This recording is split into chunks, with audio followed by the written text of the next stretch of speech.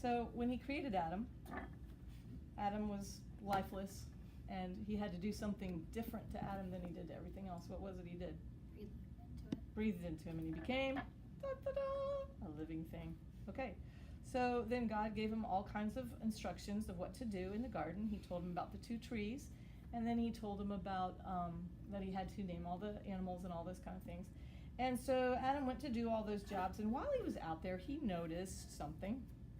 And so he comes back to God and he says, hey, you know, God, I noticed that every other type of animal has someone like them, but I have no one. So God's like, glad you asked that. I've been waiting for you to ask that. See, because if God had just created Eve on his own, then Adam could have blamed her for everything. Of course he did, but that's okay. That's just joking. We only have one guy in here, so I'm sorry, Alex. So anyway, so God had Adam fall into a deep sleep. Now, if you have problem watching scary, gory things, you should probably not watch this, because this is not pretty. And keeping in mind that I don't do this, really, I'm not God, in case that slipped your mind at any point in time. But anyway, so he took one rib out of Adam. He did not add anything to Eve. He just took part of Adam. So he took half the DNA and all those kind of things to make Eve. He didn't add anything to her. So even now, science is, with everybody getting DNA tests done, they're able to go backwards to pinpoint the very first DNA. And they're doing that. And you can see stuff like that on Google, because now you don't have to take my word for it. Okay, so God brought the woman to him, and he said, bone of my bone, flesh of my flesh. Kind of another way to say, ooh la la, wow. Because, you know, this was the first woman formed completely by God, and the first man, so this was pretty powerful hot couple, right?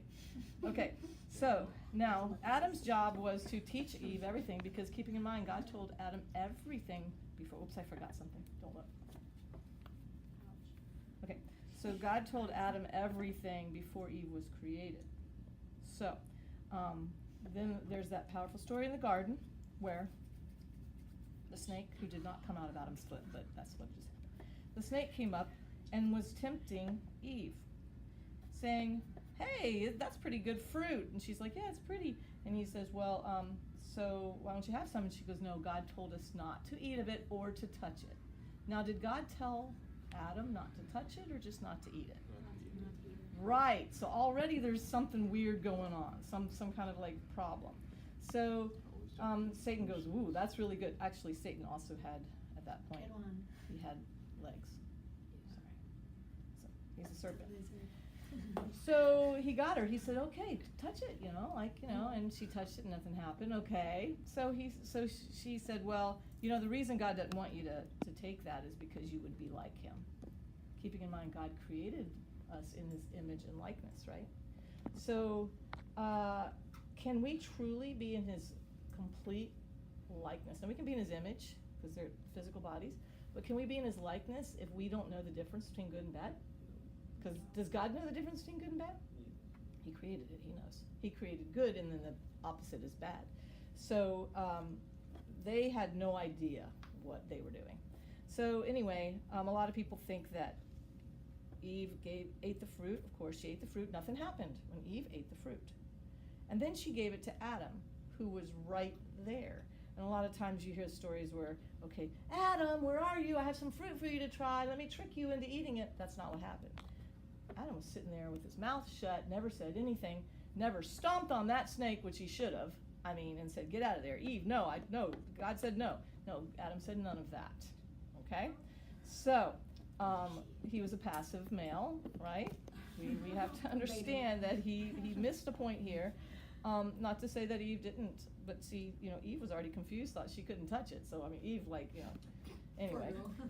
Poor girl.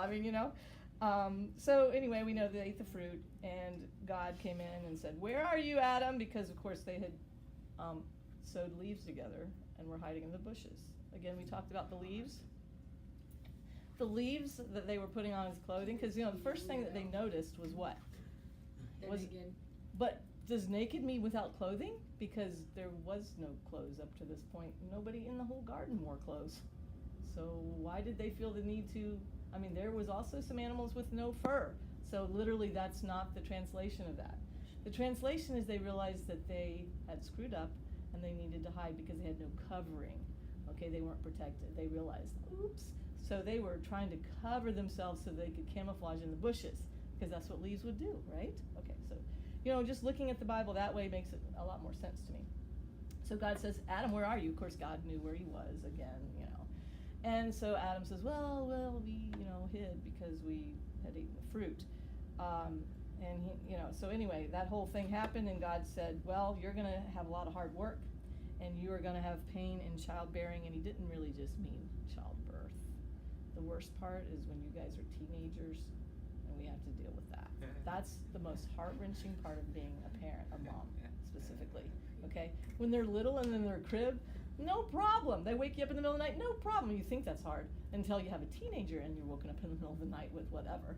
So anyway, so they were thrown out of the garden, and the serpent was made to have no legs, and they were thrown into the miry pit, which is where our story begins. Okay, so he lifted me from the miry pit and set my foot upon a rock. That is actually a reference to a potter's wheel. I have already wedged this, by the way. Oh, and I should show you how to do this. I'm going to go back and forth between spiritual and teaching you. First of all, this is what we call a bat, and there's the bat cave over there where they go. Can you see where the bat cave is? So please don't ask me where the bats are. I've just told you. On the back of the bat, there are two series of holes. One of them close to the edge, one of them not close to the edge. You're going to choose the two that are close to the edge. Those are the ones that fit my wheels. You're then going to put them over these two little things, bolts, I guess, nuts or whatever. And the only way to you can't look at it because there's this lip here, okay? So don't try to look at it.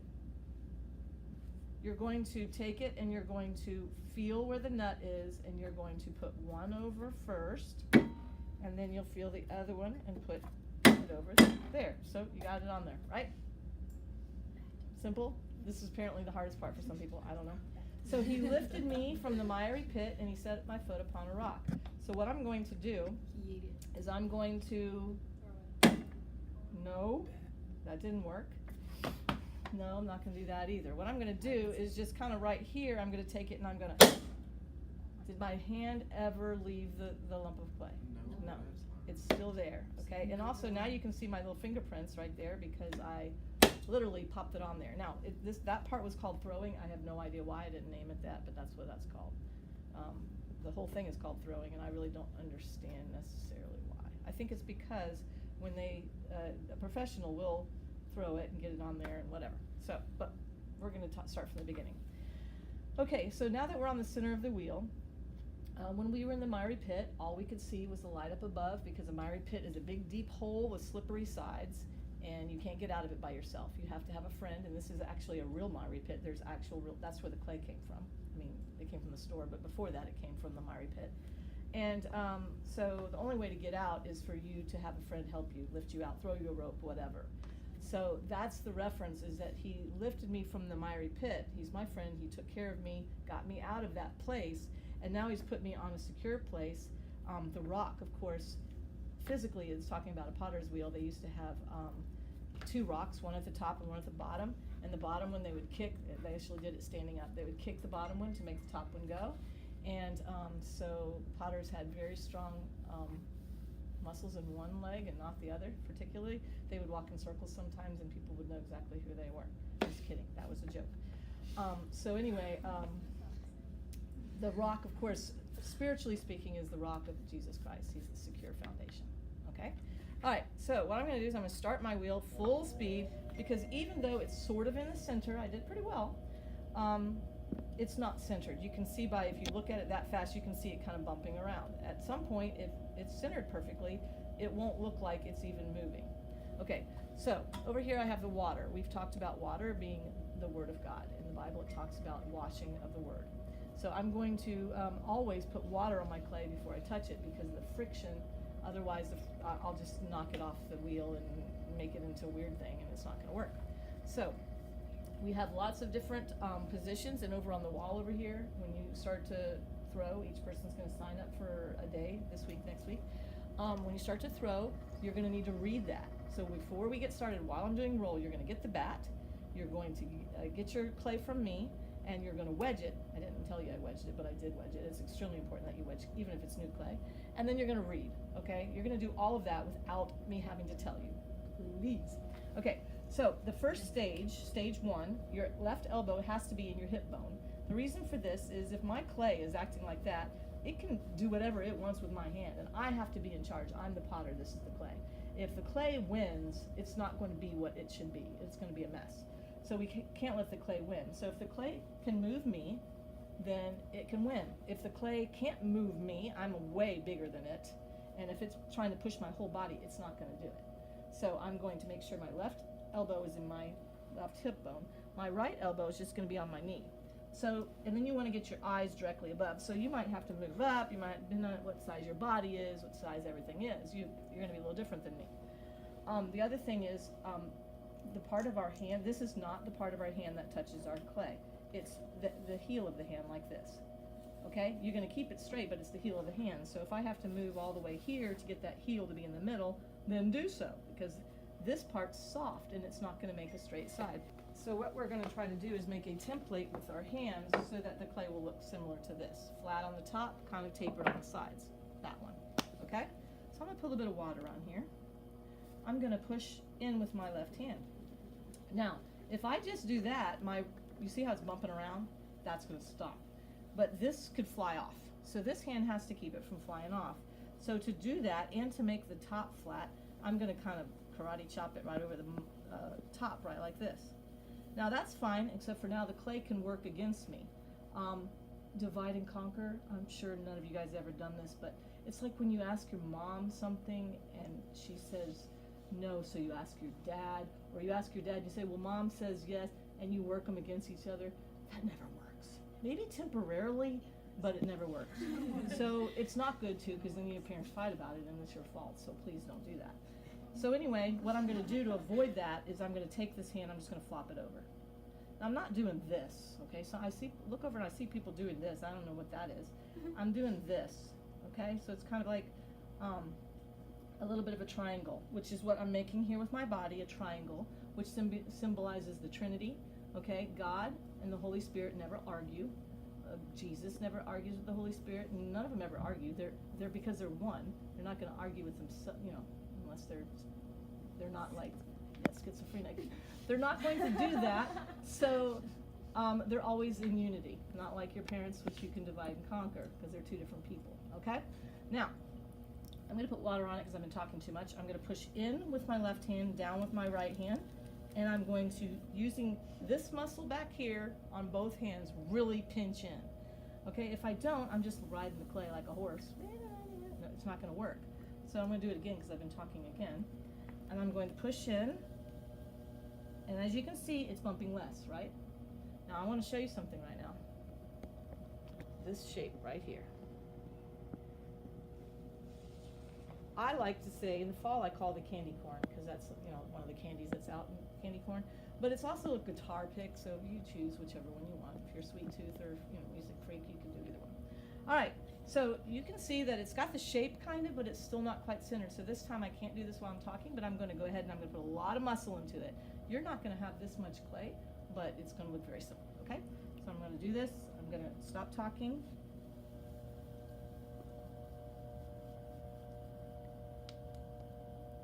And my hands are almost stopped. Now, you're going to have a little bit of a problem there if you don't push down. Take your crescent tool, go into your stabilizing position, which is again your Trinity. Take this clay and put it back up. If you don't put the clay back up on the lump, your clay is going to be smaller, which means your pot will be smaller. Okay, last time. Okay, now you see how I'm not moving at all? Can't even see my hands move. I'm going to slowly take my hands up. If I do it fast, it's going to be like the Pillsbury Doughboy, and then it's going to be off-centered again. Okay, so I'm going to do this one more time. This is kind of like a little cheat, actually. Stabilizing position, I almost cheated there. And then I'm going to wash my hands off, not because I care about how dirty my hands are, but because that way I can keep showing you the candy corn or the guitar pick. Okay, that was stage 1. That's it. Now stage 2, I'm still at full speed. I'm going to open the pot, okay? This pot is just a gray lump of clay. It needs a heart, okay? Everything that God creates, every person that God creates starts with a heart. The heartbeat, they have found, starts very early. Back when I was young, we didn't think the heartbeat started very early. We didn't have technology. Now we know that the fetus is very, very formed, very young, and the heartbeat is detectable almost immediately from conception. So, not immediately, very closely after. So I'm going to put a little bit of water on the top. I'm going to put both my elbows on my knees just like this. I'm going to put my left hand over my right hand, and I'm going to just kind of rest it. You know, y'all know what a record player is? Okay. This is like a record. This is like the needle. It kind of goes off to the side. And so it's flat. I'm not doing this, okay? If you do this, then you're going to have a weird thing happen, which we can fix, but don't do it. It's just, so I'm going to push down with this hand, because this way my clay is not in charge. I am. So I'm going to put a little bit of water on here. I'm going to take this, I'm going to bend the tip of my finger, and because I'm pushing on it, I'll see I'm pushing on this to keep it flat, but I'm still going down with just the tip of my finger. Okay? Now I'm going to kind of go down looking at it until I'm about 1/4 of an inch from the bottom, and that's about it. Now, Eve, can you see to the bottom of that hole? From here? Yeah. No. So you can't truly see the heart of my vessel. What would you have to do to see the heart of my vessel? I could take a picture and show it to you, but other than that, how would you do it? Stand up. Yep. So do it. Oh. Now can you see the heart of my vessel? Yeah. So you had to get closer to me to see the heart of my vessel. Okay, so in the Word, it's man looks on the outward appearance, but God looks on the heart. So if you want to get to know a person, you get closer to God, and you'll see those people the way God sees them. And guys, we're all struggling. We're all imperfect. If you think that someone's weird, they think that you're weird, because we're all weird, right? And the older you get, it just doesn't matter anymore. All right, so now, even though there's a heart in that, it needs to be bigger, because there's like nothing I mean, that's not even going to be like enough for a medication if I want to take medication out of that, you know what I mean, like a little tablespoon, right? So we're going to open that. This is actually one of the fun parts, huh? You put one pencil. One pencil? I could do that. I could, but it's going to blow up because it's too thick. So I'm going to put water in the hole, and then again, I'm still at full speed. I'm going to go back into a similar position, and I'm going to put my pirate hook right here. Arg, matey, right there. It's not like this, it's like this. And you notice my claw's out too. It's not like this. It's like this. Because if you put it like this, sometimes your knuckles are going to hit. So I'm going to put it in here, and I'm going to pull out to my right elbow. So pushing down, I'm in my Trinity, and I'm keeping my pirate hook straight. I'm keeping it like this. I'm not letting it open up, otherwise I'll have slippery slopes on the side. I don't want that.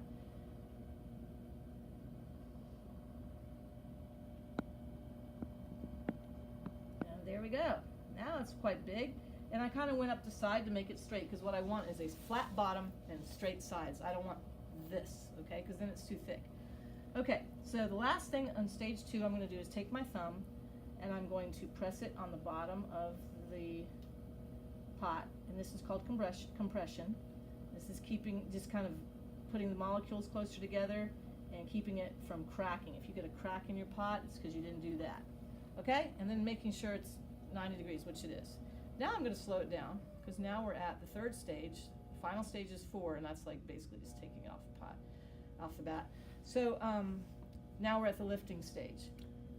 Okay, so the lifting stage has a couple of elements. Number 1, you're going to, in your Trinity right here, with your crescent, now I'm not doing this anymore, I'm doing it this way. I'm going to gouge out some in the bottom. This is called a lifting shelf. So this gives me a place to pull from.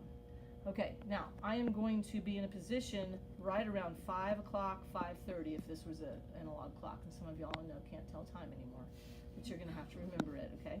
Because if you do it up here, then the clay can take your hands, pull them around here, and then gouge it right in there, and then you're done. It's a done deal. It's back in the miry pit for the pot, okay? So I'm going to do with both, well, my left hand is on my thigh again, and I'm going to have a pincher just like this, these pinchers. These fingers are out, they're not in, they're out. So I'm going to pinch right around 5:30. This elbow is going to be in this hip bone, kind of similar to stage 1, so I have to move around, because if I'm here, I'm going to be tempted to be over here, but if it's down here, I have no choice. So I'm going to pinch here, and then this hand, these 2 fingers are together, both of them are touching the pot. It's not like this. Both of them are touching the pot. And then my thumb is going to be stabilizing over here, so I'm in my Trinity. Okay? And then I'm going to put a little bit of water. I'm going to pinch at the bottom. And I'm going to take my driving finger, which is this one, and now I've got it wetted again because I started talking. I'm going to take my driving finger and I'm going to push up the side of the pot. Now for 3 of them, you're going to have what we call pruning coming off, which is a little bit of that clay that came off. When that happens, you just scrape it back into the bucket. Okay, so when you get to the top, you're going to take your driver and you're going to go across the bridge and connect your 2 pinching fingers to make the top flat. This is where we're going. This was the end of stage 2, by the way. So we're trying to get to this, which is going to be, mine's going to be a little bit bigger than that because I have more clay. All right, so now I'm going to go do lifting shelf, water, pinch and drive up the side of the pot. I'm going to do this 3 times pretty slow. I'm not going to put too much pressure on it the first 3 while this pinching thing occurs. When I get to the top, I'm going to bridge across. That was number 2. Look at all that pruning I got. Sometimes people get freaked out when that clay starts coming off and then they do something and then it knocks it off center. Okay, lifting shelf, water, pinching slowly up the side of the pot, keeping a very even pinch if I possibly can. There's one place that I did not get, so I'll have to get it next time. And then bridge. Okay, now I'm going to go a little bit more aggressively because I hope I don't have any more pruning. I might. Stabilizing, lifting shelf, water,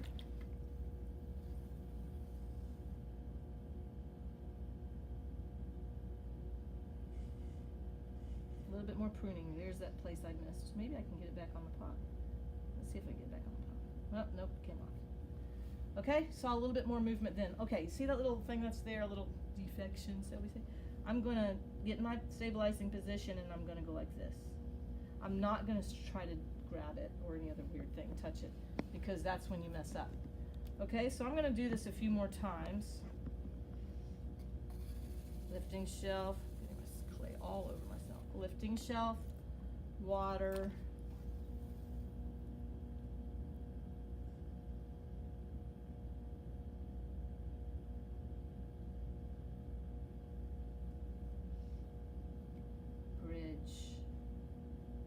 there's only a tiny bit of pruning that happened that time. It's fun to watch, isn't it? Now, it actually takes about the same amount of time to throw a little pot. When you got these professionals on there, you can get on YouTube and watch them throw up a big, huge pot in 2 seconds. That's, of course, they do that all day long. Can you do that? When I'm alone, I can, but not when I'm being watched, because, like, you know when you're driving down the road and you see something to the side of the road, most of you drive, right? See something on the side of the road and you look at it, where does your car go? Towards it. So when I'm talking to people and when you have a big pot, you can't look up because you're going off. And I don't do it every single time. All right, so getting close to the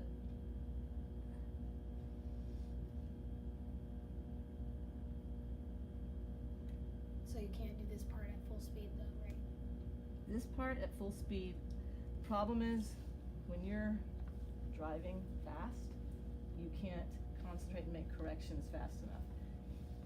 A professional probably could, but everyone I've seen, they slow it down. It's also a peaceful thing. You know, this part is really peaceful. When you get to this place, it's like just me and the pot, and you know. Notice my thumb keeps going back where it's supposed to go. If you forget your thumb, then you have every opportunity to kill this pot. Nice. Because it will divide and conquer. Okay, so we're getting up there. I think I'm getting very close to showing you how to make a shape, and you probably won't do this with your first pot, but I'll show you how to do it. I'm going to switch to, since I have more clay, I'm going to switch to what we call a knuckle pull. Okay, instead of doing this, I'm going to extend my finger by using my knuckle. I like this personally because it gives me more control when you start getting taller, but you have to because you can't reach the bottom of the pot anymore.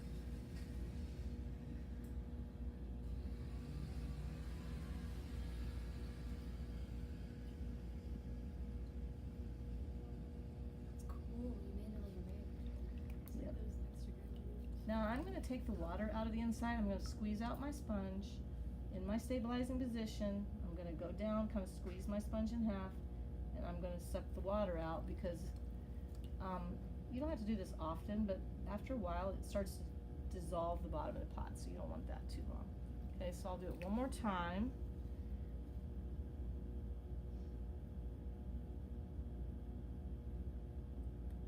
It's very critical, don't let the clay grab you and move you, because now your clay is getting pretty thin. Okay, now I'm gonna kind of bow it out a little bit at the bottom. I'm gonna make one more lifting shelf. This is probably my last pull, I'm thinking. If I'm gonna do any more on it, I'll do it while you're not watching, because it gets kind of scary. So I'm gonna push out with my fingers at the bottom while I'm still holding the outside. There's a little air bubble in there, I just felt it. And then I'm gonna go back in and pull this part out. Okay, so you saw a little bit of change, right? Oh, I lied, I'm gonna do another lifting shelf. Okay, and then I'm gonna do that same thing, but this time I'll do a little bit more.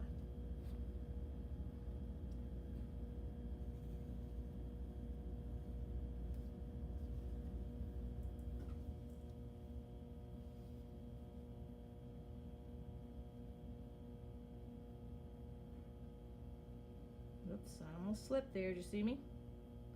You don't wanna slip. And there she is. Okay, so now I'm going to squeeze, for real, take the water out, because now I'm going to be finished. Don't leave water in there. Alright, and I'm going to do something a little different with the lifting shelf. It's no longer a lifting shelf. Now I just want to taper the bottom.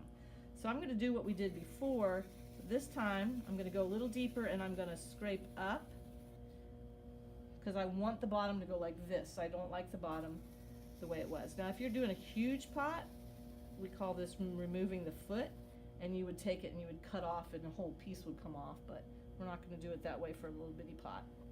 And for the most part, I've thinned out the bottom pretty much, so, right? And if you wanted to, you could do designs in there. You can do some things like this if you want to. If you don't want to do something like that, you change your mind. Again, I'm not going back in the inside of the pot, I'm just kind of doing the outside. I can fix that.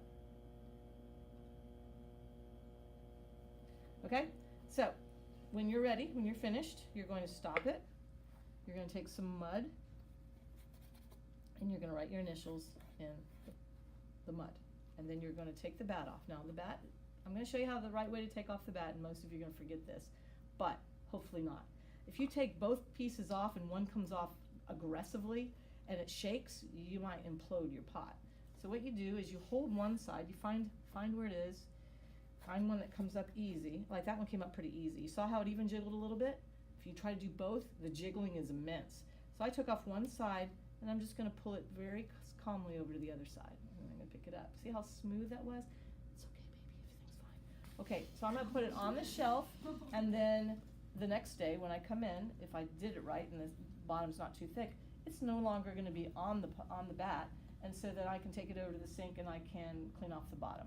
When you get to 3 or 4 AP, if you want to, there's a way to turn it over on top of the bat and hold it with little pieces of clay and do what we call trimming the bottom. That's also very satisfying to do and to watch. So YouTube, trimming the bottom of a pot, that's really cool if you ever want, like, really bored and you want to look at something.